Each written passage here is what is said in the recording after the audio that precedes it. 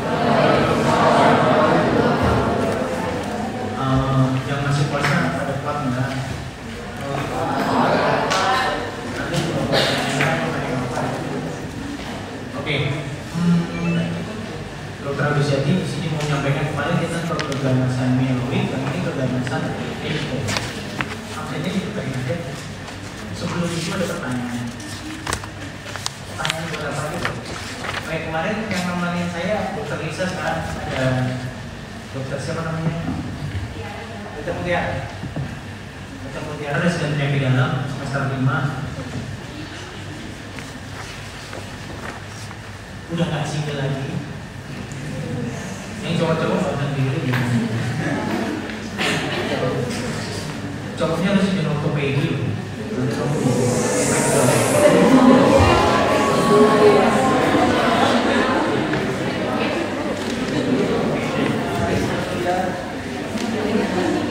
Ya, ada pertanyaan mana?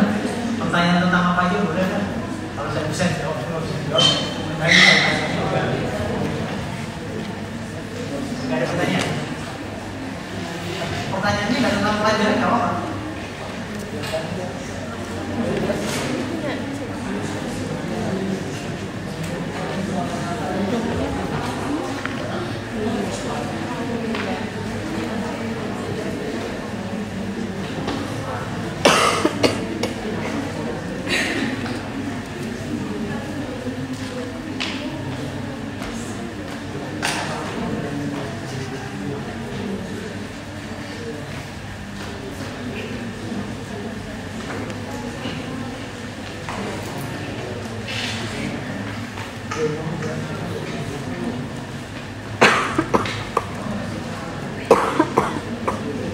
Oke, kalau ada pertanyaan banyak sana ada.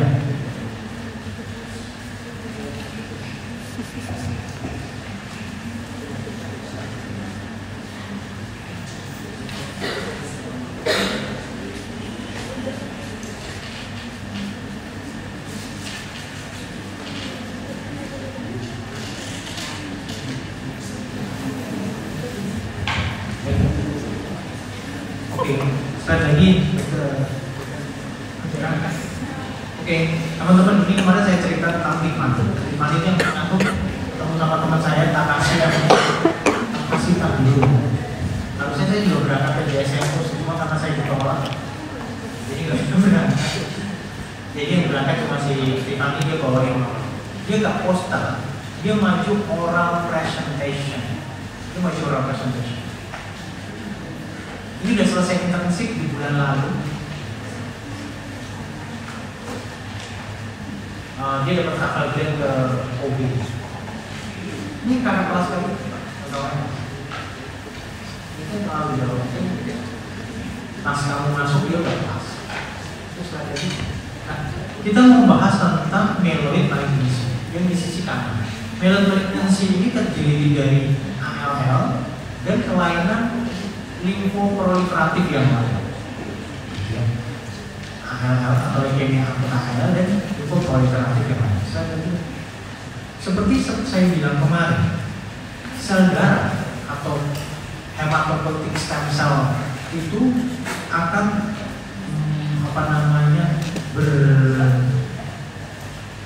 terbagi jadi dua, golongan myeloid sama golongan limfoid. Kalau golongan myeloid kemarin kita udah bahas, ini kita bahas yang golongan limfoid. Golongan limfoid yang sisi kiri sana itu bisa jadi limfosit dan bisa jadi NK cell. Oke. Limfosit itu bisa jadi sel B atau sel T.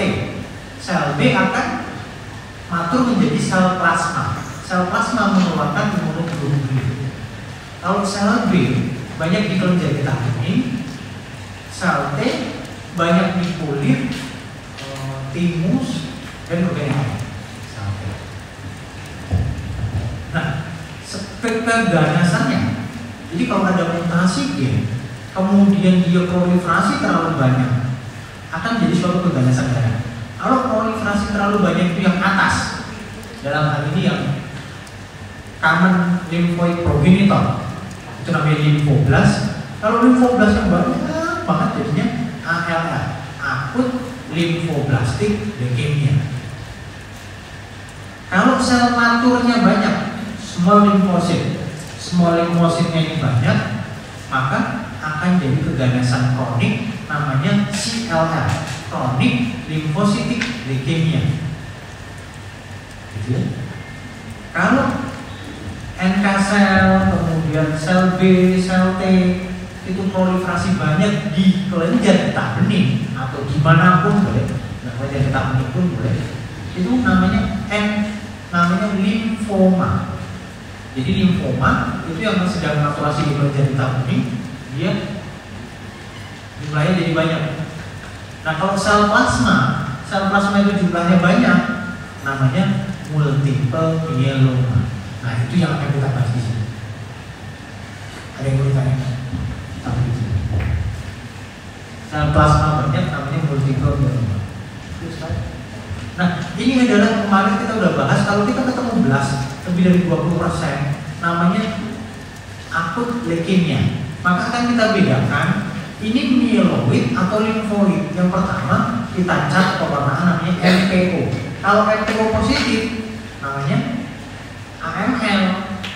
Kalau MPO negatif dan TDT positif atau negatif, kita harus cek imunohistochemistry untuk tahu ini tipe ALL yang apa. Nah ini gambaran luasnya kelainan sel darah, banyak banget macam-macamnya. Dan lagi yang kita mau bahas adalah yang limfoid. Limfoid terdiri dari sel B dan dari sel T. Nah ini yang dari sel B. Sel B ada yang matur, ada yang sel blast. Kalau yang sel blast di paling bawah namanya ALL. Kalau sel plasma nanti jadi multiple myeloma yang saya lingkari. Kalau yang sel yang matur yang atas yang di KGB dalam langkah penderita ini namanya limfoma. Limfoma nanti akan ada Hodgkin sama non Hodgkin sebenarnya. Kalau ini sel T, hampir sama. Kalau yang blast muda namanya TALL atau akut lymphoblastic leukemia yang tipe dari sel T. Kalau yang matur macam-macam, salah satu jenis dari limfoma sel T namanya. Macam-macam limfoma sel T. Slide lagi. Nah, kita bahas 4 topik: ALL, CLL, Hodgkin dan non-Hodgkin lymphoma, dan multiple myeloma. Sampai di sini ada yang mau tanya?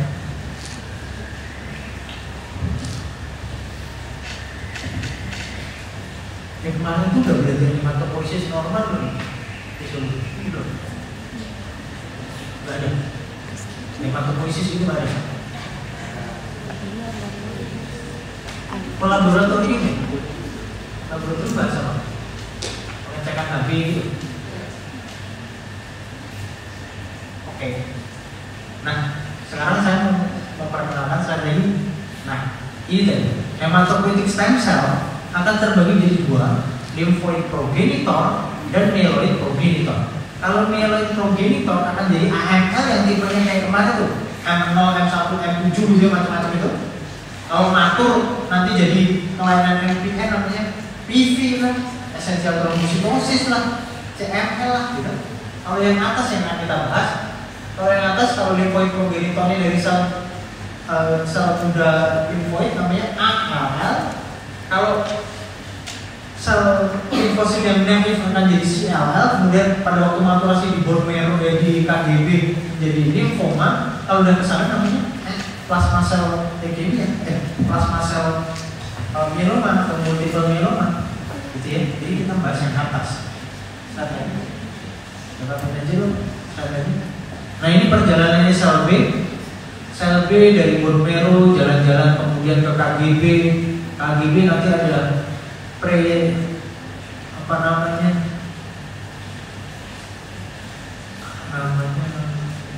germinatif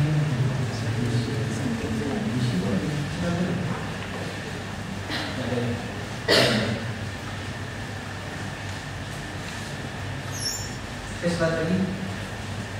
Nah ini sama, ini yang sel T lagi. Nah ini klasifikasi WHO itu cuma bedakan oh ini dari sel B atau sel T. Kalau sel B tadi ada yang AML, ada CLL, gitu macam-macam. Kalau dari sel T juga macam-macam lagi. Nah sebagian kalau dari epidemiologi keganasan limfo itu paling banyak NHL, paling banyak NHL, non-Hodgkin lymphoma. Dari yang banyak banget tadi non-Hodgkin lymphoma ada subtipe-subtipe aja tuh. Yang paling banyak yang saya tarik di atas namanya diffuse large B-cell.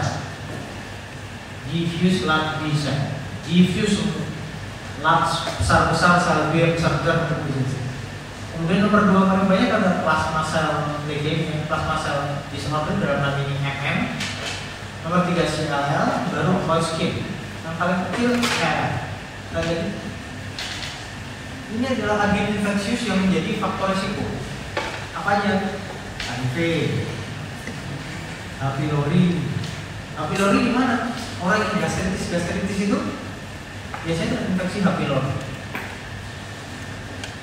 HIV biasanya berhubungan sama limfoma butit sama NHL. Oke, kita bahas tentang NHL dalam slide. Biasanya pada anak-anak sebagian besar, 80% pada anak-anak, 20% pada dewasa muda, dewasa tua. Jadi peak yang pertama distribusinya itu pada usia 2 sampai 5 tahun. Peak yang kedua usia 50 tahun. Makanya disebutnya peaknya bimodal. Ada 2 puncak. Ada 2 puncak. Di usia 2 sampai 5 sampai usia 50 tahun. Baik. Sekali lagi. Nah, subtipe dari AML ini ada yang terjadi mutasi BCR atau adanya kromosom Philadelphia. Nah, jadi kalau kemarin kita belajar kromosom Philadelphia, transformasi 922, ada locus gen BCR yang dicek sama FISH, itu pada kelainan CML, chronic myeloid leukemia. Ternyata kelainan kromosom itu juga ada di sini, ada di ALL. Tandanya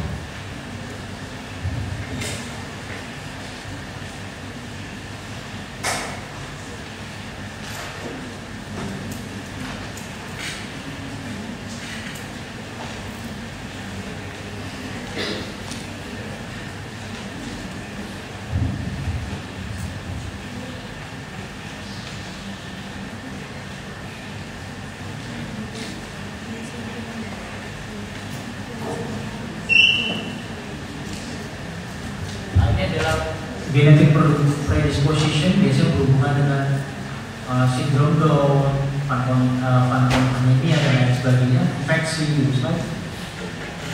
Clinical presentation,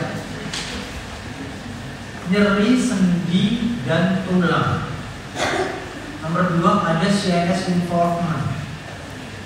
CNS involvement dalam hal ini ada sering terjadi infiltrasi ke otak. Kemudian gejala-gejala yang non spesifik, lemas, letih, lesu, demam, udah memar gitu, sesak nafas, infeksi, sebagainya. Ini pemeriksaan fisiknya ada ekimosis, peteki, hepatosplenomegaly. Yang kalau ketemu hepatosplenomegaly, pertama leukemia akut ALL. Yang kedua kalau ketemu hepatosplenomegaly pada usia dewasa, biasanya yang myeloproliferatif neoplasma kemarin, polycythemia vera, CML, essential thrombocytosis, myelofibrosis. Jadi kelainan dalam MPN atau myeloproliferatif neoplasma itu ada organomegaly. Nah, kalau kita ketemu akut leukemia, kita bedakan gelasnya itu tipe apa. Kalau tipe yang kanan myeloblas itu AML. Kalau tipe yang kiri namanya limfoblast. Sitoplasmanya hampir nggak ada pada limfoblast. Sitoplasmanya hampir nggak ada. Ukurannya lebih kecil. Kemudian tidak ada outer rod yang saya ingat itu. Outer rod itu ada kayak garis di sitoplasma itu yang saya ingat. Kemudian nukleoridnya tampak prominent berjumlah 1 sampai 4. Kalau ini nggak tampak, nggak bisa dibedakan nukleorid. Ya. Kalau kelihatan sitoplasmanya, mieloblast. Kalau nggak kelihatan kayak gini, nukleosidnya gede banget, itu limfoblast. Lagi. Ini sama, bedainnya hampir sama tadi. Nah, itu slide saya itu sama, yang negatif-negatif ini. Ini harusnya positif. Jadi MPO dan SBB positif pada mieloblast, negatif pada limfoblast. Sedangkan PAS itu positif pada limfoblast. Lihat lagi. Diagnosis. Ini morfologi akan dibedakan jadi 3 tipe. ALL1, ALL tipe L2, dan tipe L3 berdasarkan ukuran dari belas. Kalau ukurannya kecil-kecil, L1. Kalau ukurannya lebih besar dan variabel kecil besar kecil besar kecil besar, L2. Kalau ukurannya besar semua uniform, L3. Ya. Lihat lagi.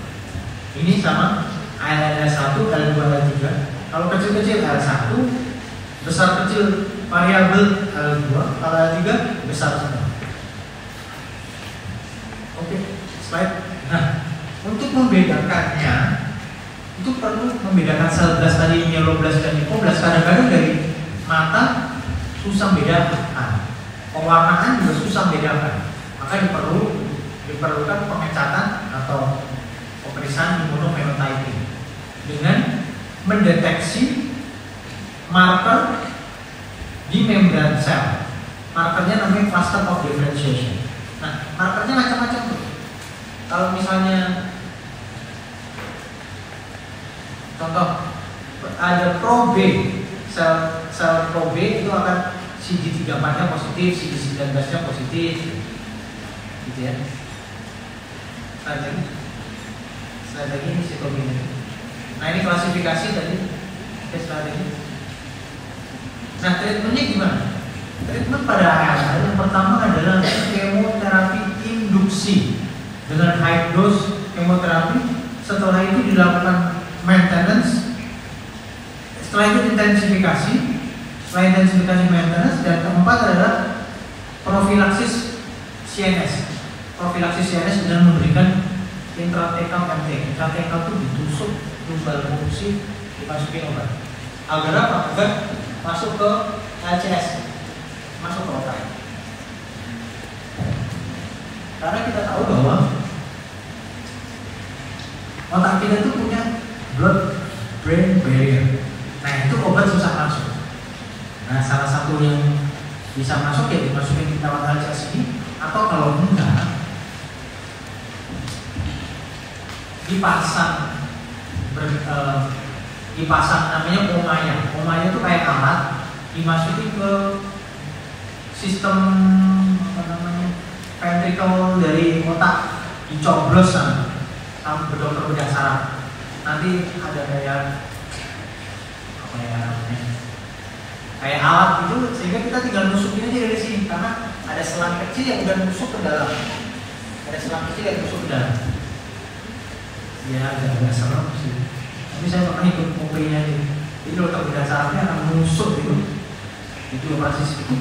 Tusuk kalau misalnya, jadi kalau masukin obat, ya udah di sini tuh ada kayak empuk omayanya itu.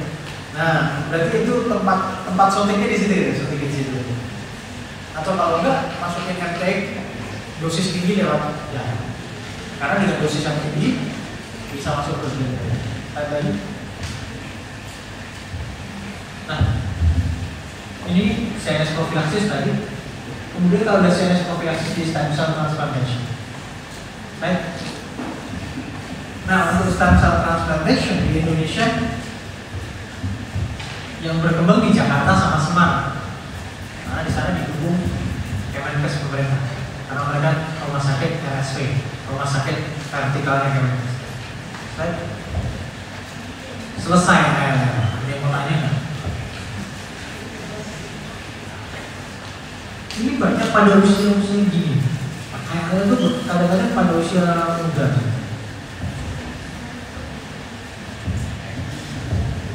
Anak-anak, tapi anak usia muda gini, yang lain nggak ada. Lihat, sekarang kita mengajar ke kedua. Kedua kita ke CLL. Kalau CLL berarti sel yang banyak sel apa? Sel yang dewasa, yang matur. Jadi nanti ada limfositnya dominan. Terus lagi. Jadi ini adalah pelayanan sel klonal B-cell malignancy, progressive accumulation of long life mature lymphocyte. Kenapa disebut long life mature? Gak mati-mati. Padahal sel itu harusnya apoptosis. Sel itu kalau udah kuat apoptosis. Jadi jumlahnya bertambah terus. Paling gampang diketahui gimana? Kalau kita ketemu limfosit dominan. Jadi kalau misalnya Mas yang itu namanya siapa Mas? Ya? Ya. Razan. Siapa? Razan. Kamu ketemu pasien HB-nya 14, HB 14, leukosit 24.000,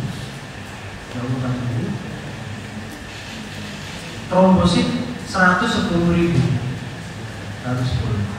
dengan hitung jenis leukositnya, basofil 0, eosinofil 5,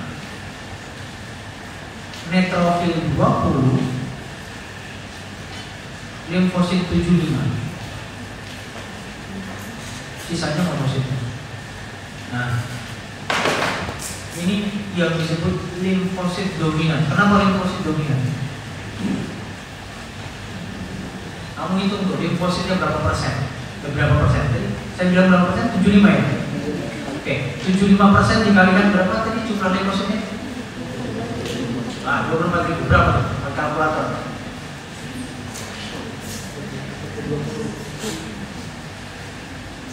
20. 18.000.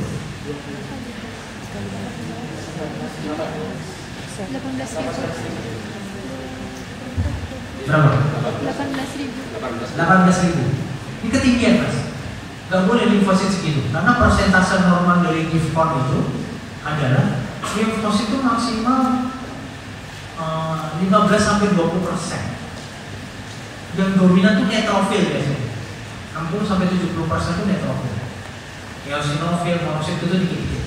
Eosinofil bisa naik kalau alergi. Saya orang tuh alergi debu, alergi apa, eosinofil bisa naik. Dok, limfosit bisa naik apa selain pada CL ini? Contohnya infeksi virus Mas. Kamu ketemu pasien demam berdarah, kamu lihat gift count-nya, mesti limfositnya dominan. Limfositnya persentasenya naik. Nah tadi pada kasus yang tadi katakan kamu, limfositnya 18.000. Limfositnya 18.000. Kalau dia menetap selama 4 minggu, kita bisa curigai dia CLL. Ya. Lagi. Nah ini biasanya di daerah barat, jarang di Asia atau Amerika Latin. Laki-laki banding perempuan 2 banding 1, usianya terdiagnosis 65-70. Ini usia tua. Jarang ada pasien usia 50 tahun, tapi ada. Ini psikogenetik dan non kita lewatin sekali lagi. Simptom 40% tidak bergejala, asimptomatik. Dan ketahuan pada saat medical check up. Kok limfositnya naik ya? Setelah itu biasanya pasien kalau udah limfositnya naik terus, pembesaran terlihat getah benih. Kok ada lehernya membesar, kecil-kecil gitu. Kemudian jadi freely movable non tender, nggak nyeri. Nah, jadi nggak nyeri itu yang malah bahaya Mas. Jadi kalau ada benjolan nggak nyeri itu malah bahaya. Misal ada benjolan di payudara nggak nyeri, itu malah bahaya. Ada benjolan di leher nggak nyeri, itu malah bahaya. Kenapa? Karena kalau yang nyeri itu biasanya berhubungan dengan radang, infeksi. Kalau nyeri malah bagus, itu mungkin radang atau infeksi aja. Tapi kalau nggak nyeri, kita harus cari tahu ini tumor jinak atau tumor ganas. Hepatosplenomegaly, kemudian yang jarang biasanya infiltrasi ke tonsil, kemudian kulit gitu. Akan pasien juga dengan anemia dan memar trombosit turun itu bisa mudah berdarah. Nah, gimana cara mengeceknya? Nomor satu adalah limfosit dominan tadi lebih dari 5.000 bertahan selama 4 minggu. Bertahan selama 4 minggu.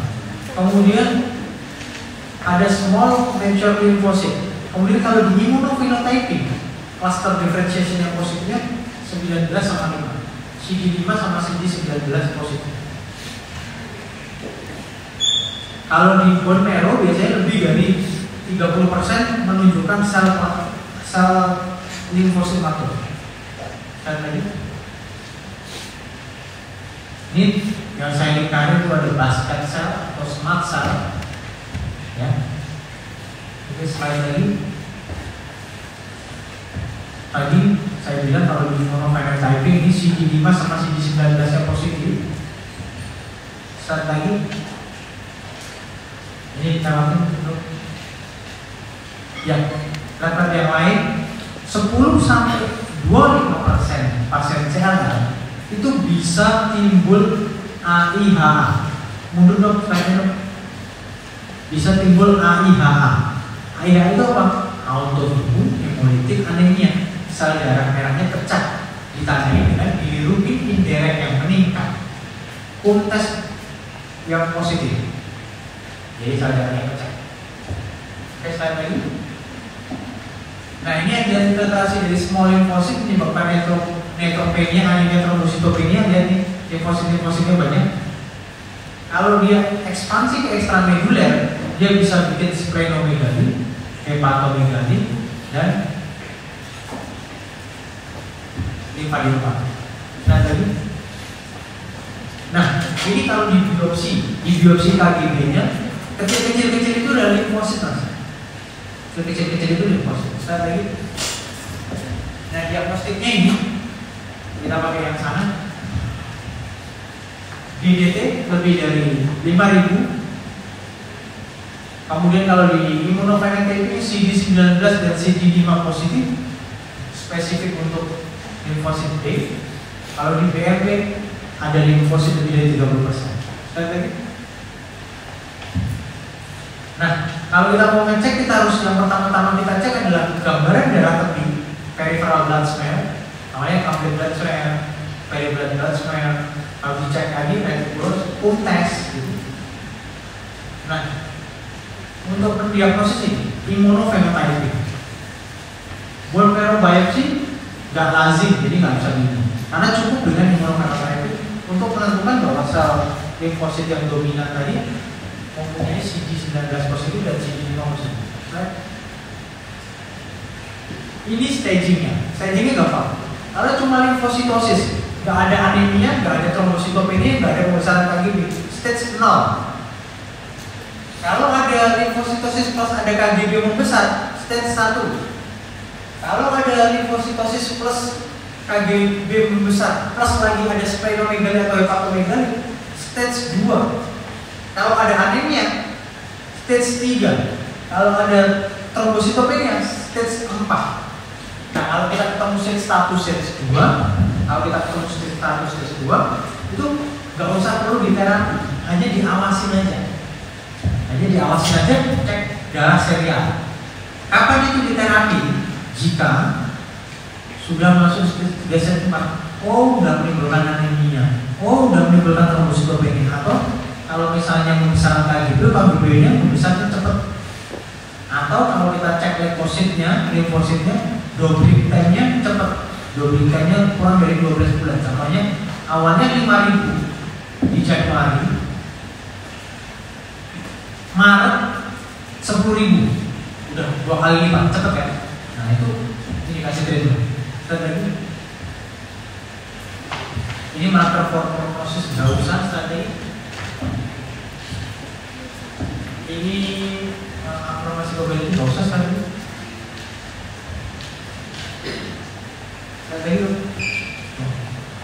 Nah, ini survival berdasarkan akrobatik nggak usah strategi.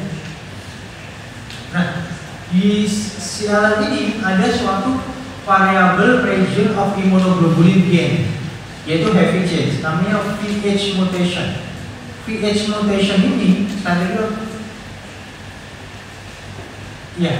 VH mutation ini akan menentukan prognosis. Kalau dia unmutated, maka dia short survival, karena survivalnya pendek, lebih progresif. Kalau dia mutated, dia lebih slow progression, long survival.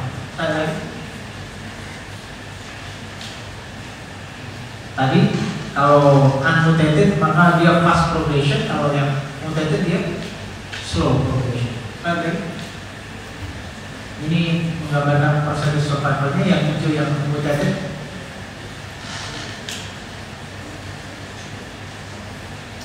Lagi. Nah, immunologi complication bisa IHA, ITP, sel trombositnya turun gara-gara autoimun. Richter transformation.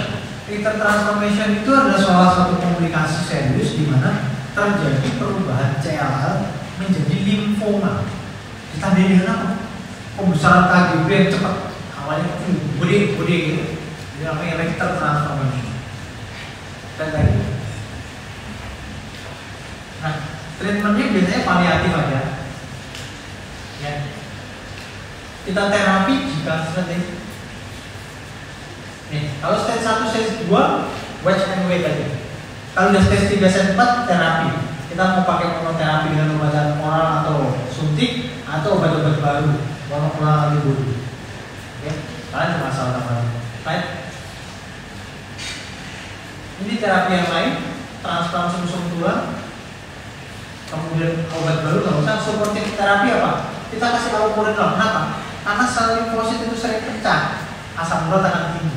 Karena asam urat tinggi bisa berginjal, gitu. Bisa hemolysis sindrom. Gitu. Kemudian transfusi antibiotik karena orang CLL mudah infeksi. Right?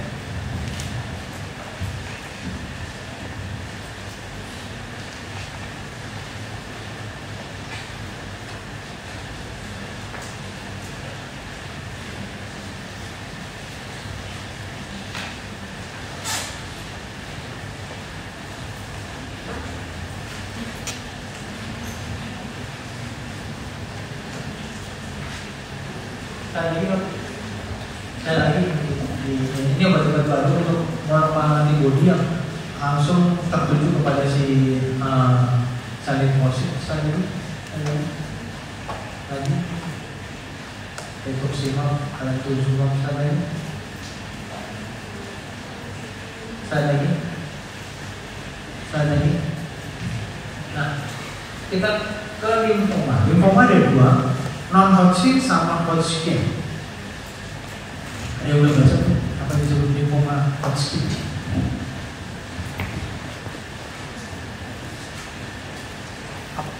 Tahu limfoma Hodgkin itu apa tahu?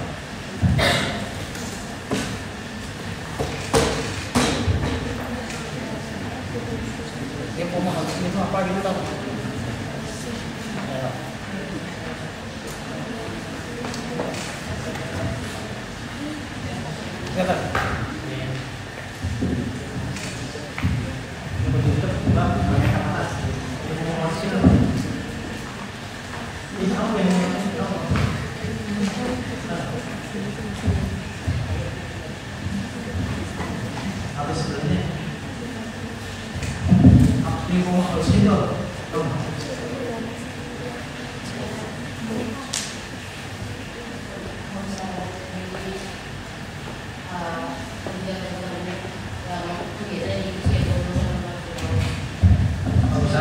getah bening?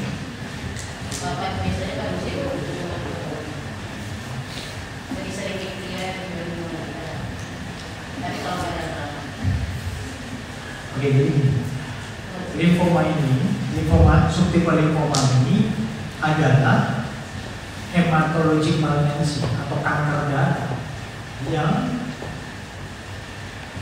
penampakannya. Kalau yang lain-lain penampakannya anemia atau trombositopenia, ini penampakannya benjolan. Oke, penampakannya benjolan. Yang benjol itu gimana? Yang benjol itu di bagian getah bening. Nah, kalian punya bagian getah bening di mana aja? Di situ bisa benjol. Ya, di leher, di ketiak, di inguinal, di perut, dimanapun bagian getah bening. Nah, kalau kita ketemu pembesaran bagian getah bening di Indonesia, itu kan kita curiganya, wah ini lymphadenitis nih, infeksi aja kasih antibiotik gitu, sampai dikasih antibiotik, oh bukan ini TB kelenjar, coba yang TB kan, TB kelenjar nih dikasih, ada pasien saya diobatin TB kelenjar 3 bulan, gak tambah membaik, jadi tambah membesar, karena apa? Tidak dilakukan diagnosis yang tepat. Diagnosisnya cuma empirik dalam hal ini, wah kayaknya ini TB, kasih aja obat anti. Harusnya kalau kita mendiagnosis suatu benjolan, kita melakukan biopsi, ambil jaringannya sedikit, dicek ke patologi untuk tahu ini infeksi atau ini suatu keganasan. Kalau misalnya infeksi TB kelenjar, apa yang didapat? Apa mbak? Kalau mbak udah? Next ya. Ngomong mas. Kalau misalnya TB kelenjar di dalam patologi perkejuan, terus ada sel besar namanya sel apa? Sel dati alam ada tulet, nggak tulet kan? Nggak lihat kenapa ada? Sel ini ada alam. Nah kalau patologi artinya itu mengecek jaringan tersebut ini suatu yang jinak atau sesuatu yang ganas. Untuk menentukan jinak ganas berdasarkan apa? Morfologinya, apakah dia menembus membrana basalis, tingkat mitosisnya tinggi apa enggak, nanti akan ditentukan berapa dosis. Ini adalah pematangan sel B. Ini di bone marrow, kemudian lymphoid tissue. Satu lagi. Nah, satu lagi. Nah, ini namanya centrum germinativum. Ini centrum germinativum. Ini tempat pematangannya si sel limfosit di KGB. Jadi pembentukannya si limfoma bisa di dalam centrum germinativum, bisa di marginal di sana, atau di sini jadi multiple myeloma. Ini apa namanya? Lymphomatosis. Limfoma laki-laki lebih banyak daripada perempuan. NHL lebih tinggi daripada HL. NHL lebih tinggi dari yang paling tinggi kan NHL. Nomor 3 pada laki-laki, nomor 4 pada perempuan. Kalau HL nomor 5 pada laki-laki, nomor 10 pada perempuan. Manifestasinya variabel. Ada yang asimptomatik, ada yang extremely ill. Ada yang gak ada gejala. Benjolan aja nggak ada gejala. Tadi kita lihat pasien yang tadi dokter penjara, ibu-ibu yang tahun 2002 benjolan di leher, 2022, sekarang 2025, ibunya juga ada benjolan, tapi ya udah apa? Ibu mau di kemo lagi nggak? Ibunya bilangnya nggak mau. Ya udah, ya nggak usah. Mau saya bilang, karena dia subtipenya bukan subtipe yang agresif. Ada aja benjolan, ya udah nggak apa-apa. Kalau pada tipe yang agresif, dia bisa tekan jaringan sekitar, dia bisa bikin efusi pleura. Kalau misalnya di lambung atau di saluran cerna koron, dia bisa bikin berdarah, melena, sampai yang seperti ini, sampai terjadi kegawatan. Bisa terjadi efusi perikat, macam-macam orang. Sampai nyerang ke otak. Dalam hal ini ada brain metastasis, ada juga. Nah ini gambarannya benjolan di mana aja. Kalau jadi tabling ada di mana aja. Saat ini, nih bisa di mana-mana. Jadi kalau kita ketemu kasus ada benjolan, kita pastikan di dalam gelang pencitraan. Pencitraan apa? Kalau udah USG, CT scan untuk tahu keterlibatannya organ-organ dalam ada. Tanya lagi. Ini klasifikasi. Klasifikasi bisa secara klinis, bisa secara biologis. Tanya lagi. Nah, limfoma dibagi dua. Yang paling banyak adalah non-Hodgkin, yang lebih sedikit adalah Hodgkin. Bedanya apa yang kita bahas? Non-Hodgkin bisa dari sel B, bisa dari sel T. Ini tadi non-Hodgkin hampir 70% ya. Sisanya Hodgkin.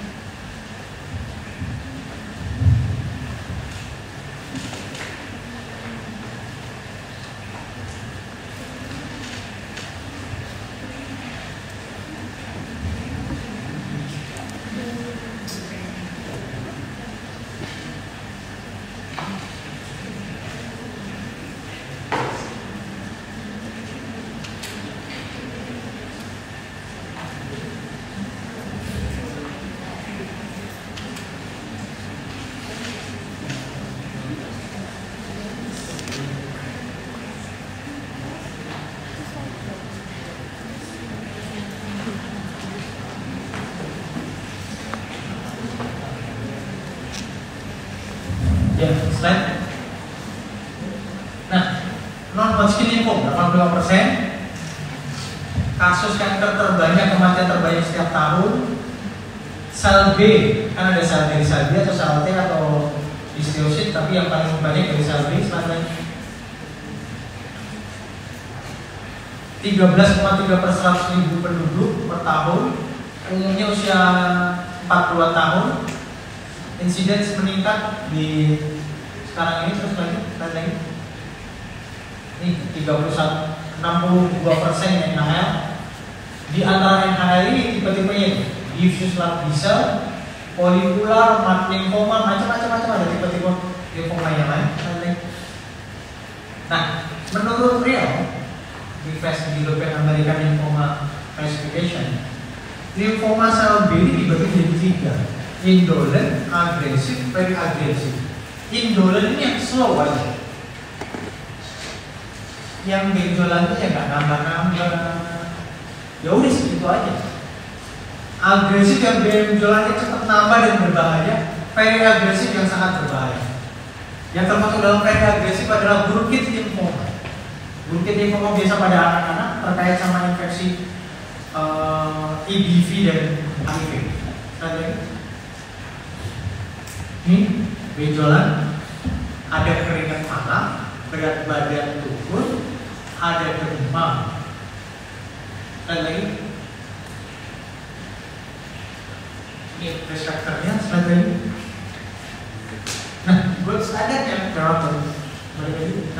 gold standard yang adalah dilakukan biopsi, open biopsi agar kita bisa dapat jaringan yang cukup. Kalau cuma ditusuk aja pakai FNAB, nggak bisa menentukan selnya seperti apa. Jadi harus insisi biopsi. Lihat lagi. Ini stagingnya. Nih, sebelum ke staging, teman-teman tolong ya, saya jelasin. Bedanya apa? Hodgkin sama non-Hodgkin. Nanti secara patologi ada bedanya, tapi secara klinis KGB-nya, yang namanya non-Hodgkin, pembesaran kelenjar getah benihnya itu sentrifugal, benjol sana, benjol sini, di depan, jadi nyebar. Itu kalau non-Hodgkin. Kalau Hodgkin, sentripeta, mengelompok. Contohnya mengelompok di paru-paru, mengelompok di sini. Jadi nggak nyebar-nyebar. Kalau Hodgkin, sentripeta. Kalau stagingnya ini menurut Arbor itu ada 1, 2, 3, 4. Caranya seperti ini. Pembatasnya adalah diafragma. Pada saat dia udah nyebrang ke diafragma, stadiumnya naik. Stadium 1 adalah cuma satu benjolan aja kayak gini. Di satu sisi diafragma. Boleh di sini, boleh di bawah. Satu di satu sisi diafragma. Kalau 2 gimana? 2 jika benjolan itu lebih dari 1 di satu sisi diafragma. Oh, benjolan di leher kanan, oh benjolan di leher stadium 2. Stadium 3 kalau sudah benjolan diafragma, ada benjolan di leher, ada benjolan di inguinal, stadium 3. Kalau stadium 4 yang udah disseminated atau diffuse, udah nyebar kemana-mana, itu stadium 4. Kemudian ada A, B, E. Kalau A itu nggak ada B symptom. B symptom itu keringat malam, berat badan turun, demam, gitu. Jadi kalau misalnya ada pasien benjolan di leher kanan, leher kiri, ada demam, ada keringat malam, jadi stadium 2B, karena benjolannya ada 2. Kalau ada pasien ada benjolan di leher, ada benjolan di kelenjar perut, di aorta, tapi nggak ada demam, berarti dia stadium berapa? 3A, karena nggak ada demam. Oke, karena nggak ada demam, nggak ada keringat malam, gitu ya. Saya lagi, ini follicular lymphoma. Saya lagi, ini non curable. Follicular lymphoma ini adalah subtipe NHL, subtipe dari NHL yang indolent. Indolent itu maksudnya slow progression, slow progression. Kita lagi, ini dicap BCL2 positif. BCL2 itu suatu marker anti apoptosis. Dan lagi, yang ini adalah diffuse large B-cell. Ini agresif, agresif, cepat tadi. Ada tiba-tiba bisa jadi efusi pleural, asites, kemudian perikardialnya ada efusi perikardial gitu. Jadi dia agresif. Atau dia menekan pembuluh darah balik. Kita tuh kan ada vena cava ya. Nah, menekan vena cava sehingga terjadi sindrom namanya vena cava superior syndrome. Apa itu? Dok, tangannya bengkak, mukanya di sini bengkak karena vena cava nggak bisa masuk. Jadi benjolan di leher yang menekan vena cava sehingga aliran darah balik vena itu nggak bisa masuk. Sehingga mukanya bengkak gini. Nanti dilihat di Google, tangannya bengkak. Itu sindrom vena cava superior, vena cava superior syndrome. Slide lagi. Kalau ini dia bisa lagi. Bentuknya besar-besar. Nah, yang ketiga, ini ada saya kasih contoh yang very agresif. Slide. Burkitt lymphoma. Burkitt lymphoma ada subtipe NHL yang very agresif. Biasanya pada anak-anak. Slide. Ini yang berhubungan dengan infeksi HIV atau EBV. Slide. Awalnya diidentifikasikan di Uganda. Di Uganda sama dokter tadi. Slide. Balik lagi dok. Nama dokternya siapa ya? Nih, dokter Dennis. Dennis Person Burkitt namanya. Makanya disebutnya lymphoma Burkitt. Namanya Burkitt ya. Nanti ya.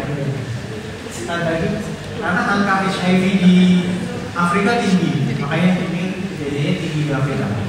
Nanti oke, biasa pada anak-anak usia dewasa muda. Lagi, very agresif, tapi respon dengan kemo. Slide lagi. Nah, ini dia Hodgkin lymphoma. Dulu disebut Hodgkin disease. Slide lagi. Nah, yang menemukan ini Thomas Hodgkin namanya. Thomas Hodgkin waktu awalnya dia itu menemukan ada seseorang ada benjolan di leher yang mempunyai suatu clinical biology dan ini yang berbeda. Makanya disebut Hodgkin lymphoma. Slide lagi. Nah, ini dia bedanya Hodgkin sama non-Hodgkin. Di Hodgkin ditemukan ini Ritz dan Boxa. Jadi kalau lihat di patologi ada sel binuklear, ada dua nukleus, ada dua inti, kayak mata burung hantu. Jadi kalau itu gampang, mata burung hantu. Hodgkin itu. Kayak lagi. Ini yang ada klasik, ada yang lakunar, ada yang konsa. Slide lagi, kan? Nah, ini mekanismenya slide lagi. Nah, tipe-tipenya banyak. Ada yang limfosit prodominan, ada yang nodular, ada yang mix, ada yang limfosit depleted. Yang paling bagus yang atas, yang limfosit prodominan. Yang paling jelek yang limfosit depleted. biasanya lebih banyak pada laki-laki daripada perempuan. Peak incidence pada usia 30 tahun. Usia 30 tahun. Ini biasanya pada seumuran kalian ada kayak gini.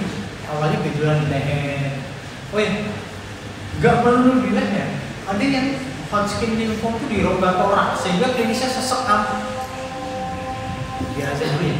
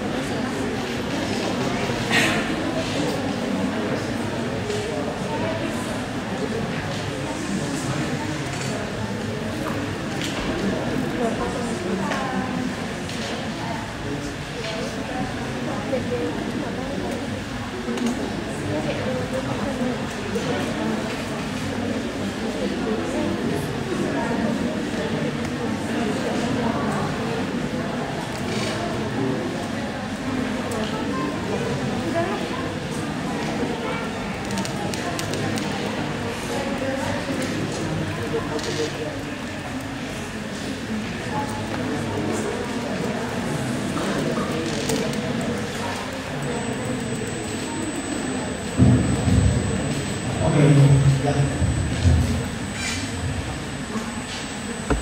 Sampai mana? Oh, oke. Treatmentnya gimana? Treatmentnya, saya menjelaskan karena kita berhubungan dengan keganasan dan materi psikologi, pengobatannya ada secara sistemik. Secara sistemik dengan kemoterapi, bukan secara lokal dalam ini surgery. Surgery hanya membantu kita untuk diagnostik. Ya. Kalau misalnya diberesin nih benjolan di sini, ya besok tumbuh lagi. Jadi ungkapan kemonya adalah manajemen ABVD tadi. Kalau stage 1, stage 2 itu selama 4 kali, kalau stage 3, stage 4 6 kali. Plus radiasi kalau memang masih ada sisa. Satu lagi. Oh iya, pada Hodgkin lymphoma karena banyak usia muda, kita harus hati-hati dengan efek samping pada usia muda. Apa itu? Infertilitas. Karena kita ngasih obat kemo maka bisa infertil. Sehingga kita harus tawarkan konservasi fertilitas. Kalau pada laki-laki yang bang sperma, ada perempuan penyimpanan ovarium agar nanti bisa tetap punya anak. Nah ini bedanya non-Hodgkin sama Hodgkin. Kalau Hodgkin all type itu curable, kalau non-Hodgkin ada yang indolent, agresif, very agresif gitu. Oke, selanjutnya ini diagnostiknya. Selanjutnya ini sitogenesis proses. Selanjutnya, nah ABVD itu ini yang utama: adrenasin, myosin, vinblastine, dan tarbasin. Radiasi sangat efektif kalau misalnya masih ada suatu sisa dari KGB yang belum mengecil. Dan lagi, proposisinya gimana? Proposisinya bagus sih kalau misalnya dijabarkan tadi. Nah ini terakhir, multiple myeloma. Sebelum itu ada pertanyaan nggak?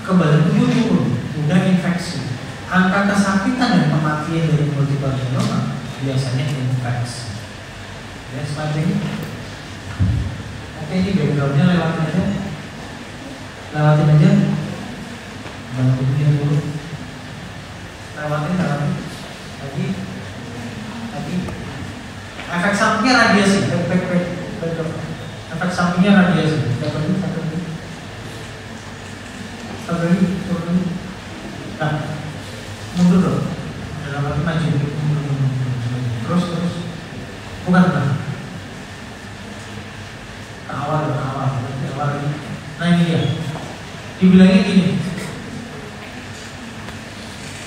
dari 109.000 survivor,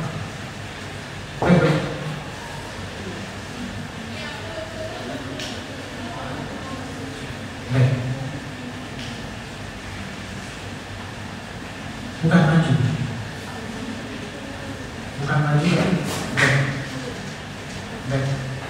back ini, maju lagi.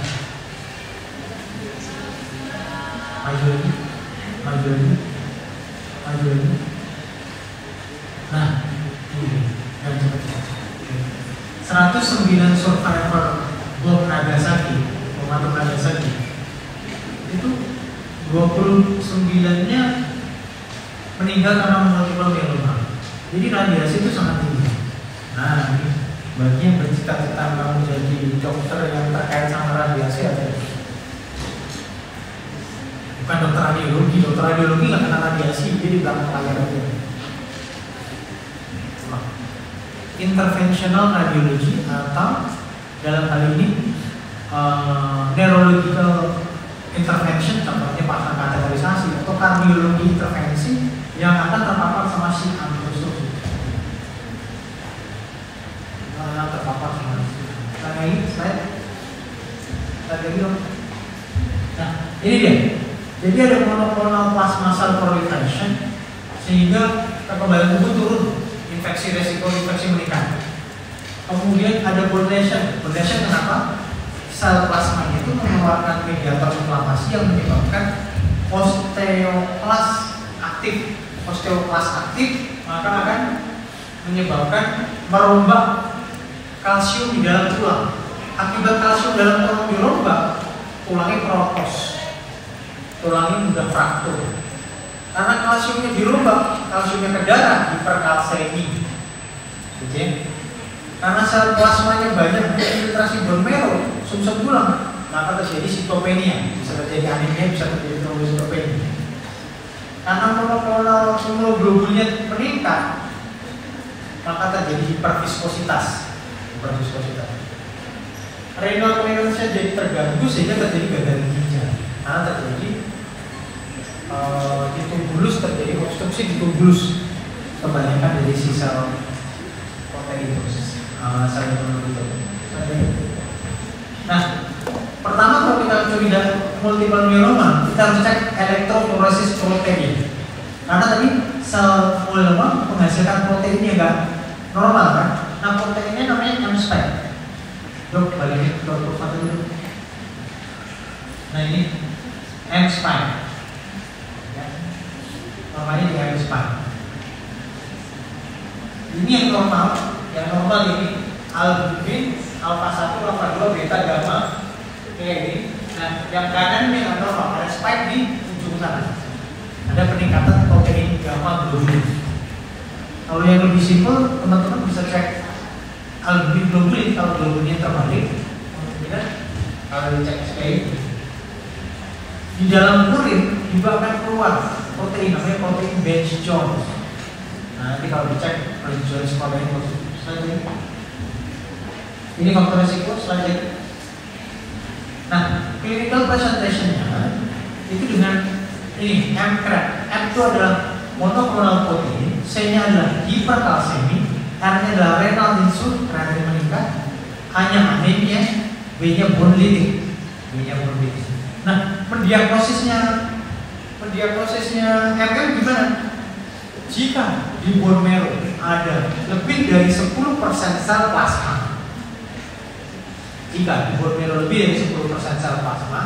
atau ada biopsi yang menunjukkan sel plasma positif, sudah cukup. Misalnya di biopsi tulang, yang tempat tulang yang patah, sel plasma positif, sudah cukup. Ditambah sama salah satu dari CRAT, itu udah TKM. Contoh, dari hasil biopsi BMP, sel plasma 15%. Pasien tadi di ronsen semuanya ada bone lytic, bone lyticnya positif, data TKM. Atau anemia, data TKM. Jadi butuh cukup salah satu dari CRAT plus sel plasma lebih dari 10%. Atau ada hasil biopsi yang sel plasma positif. Selanjutnya, lihat lagi. Ini hal-halnya kalau misalnya hiperkalsemi, emergency gitu ya. Saya tadi gagal ginjal karena kreatinine naik, harus cuci darah karena ada tubular damage karena ekstresi dari glycogen protein. Saya lagi anemia, terus lagi lesi tulang. Ini gambaran bulat-bulatnya itu lesi litiknya, keropos. Kalau di tulang panjang itu bisa patah.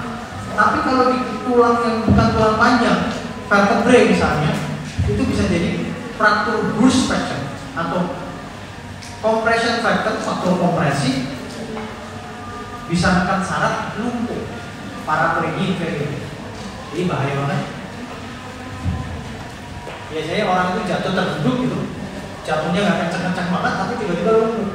Ternyata kalau di ronsen atau MRI vertebrae-nya semua, itu udah ada lesi litik macam-macam. Lihat lagi.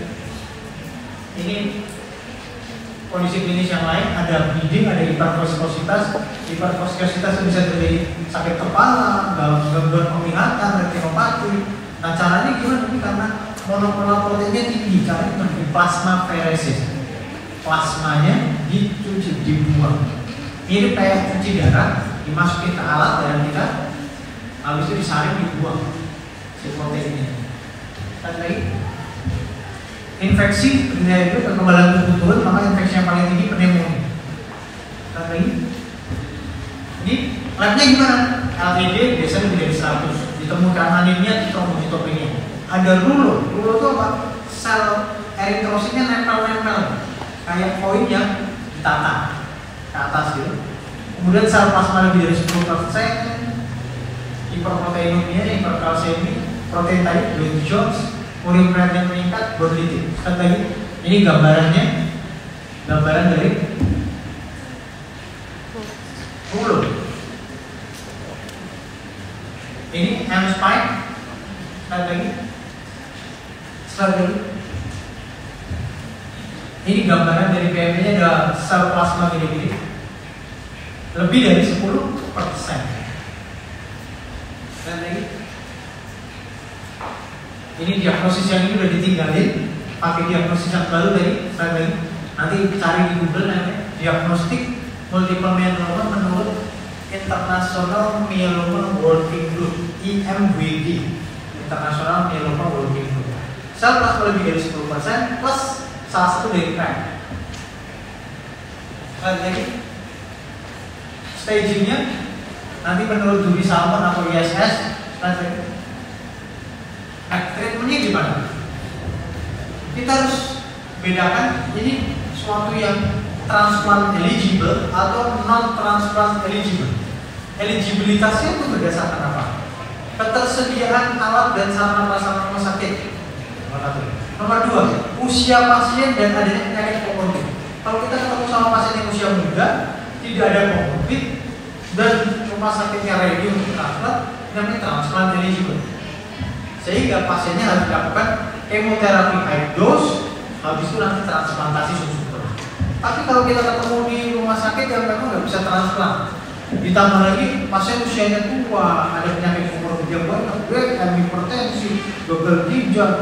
Jadi tata laksananya suportif aja pakai obat kemo-kemo yang lebih simpel dan targetnya bukan bone marrow transplantation. Lihat lagi. Slide lagi. Ini indikasi treatmentnya. Kalau udah anemia dan lain sebagainya, slide lagi. Ini nggak usah slide. Nah, ini treatment kemoterapi konvensional survival mulai dari 3 tahun, transplantation kalau survival 4 sampai 5 tahun. Slide lagi. Nah, ini kalau non transplant eligible hanya pakai obat-obat tablet, MPT itu mepalan, prednisone, thalidomide, obat jadul banget. Mepalan, prednisone, thalidomide. Atau pakai Lendek, lentulenalidomide, dia dexamethasone. Kalau yang transplant candidate pakai obat kemo dosis tinggi, habis itu transplant. Ini nggak usah sekali lagi. Ini not eligible to transplant kalau usia tua, ekoknya jelek, gangguan ginjal, CHF gitu. Sekali lagi.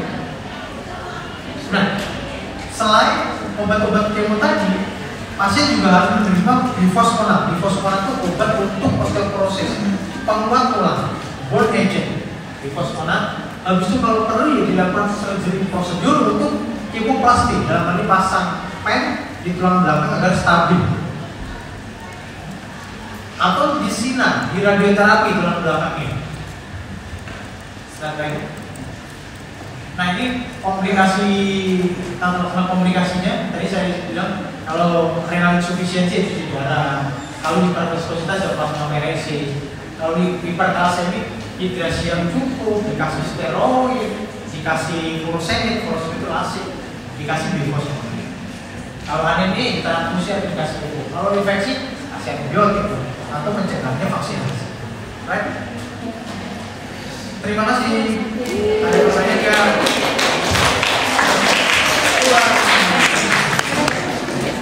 Ulang dan selamat berbuka. Saya minta absennya.